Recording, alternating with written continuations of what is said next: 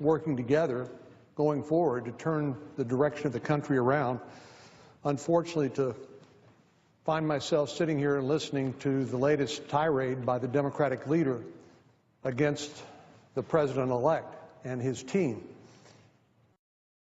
Surely he's entitled to his opinion, but he does nothing to contribute to the healing of our country after a very polarizing, hotly contested election by continuing to pile on the president-elect and his team.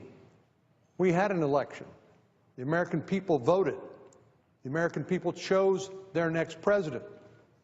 But to come here after the election, after the American people have spoken and made that choice, and continue to disparage their choice for the next president, as well as the leadership in the House and the Senate, really just smacks of, well, we used to call people like that sore losers.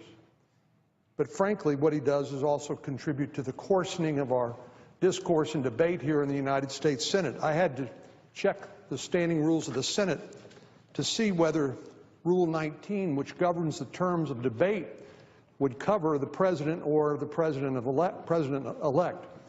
Because certainly, when the Senate rules say that no senator in debate shall directly or indirectly, by any form of words, impute to another senator or to other senators any conduct or motive unworthy or unbecoming of a senator, certainly the Democratic leader's comments, although not technically within the ambit of the rule, violate the spirit of the rule and the sort of debate and discussions that we ought to be having here in a civilized and civil and dignified sort of way.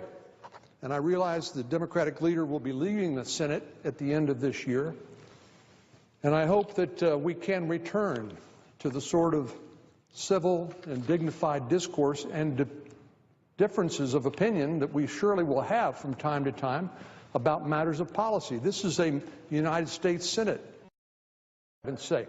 This is where those differences are supposed to be debated and litigated and discussed. And then we vote. But the sort of recriminations that the Democratic leader keeps coming back to just strike me as inappropriate and uncalled for.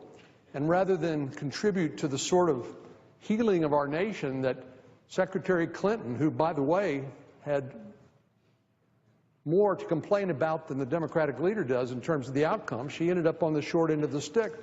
Or the President of the United States, President Obama, the sort of comments they've made, the sort of gracious comments recognizing the importance of a peaceful transition of power from one presidency to another.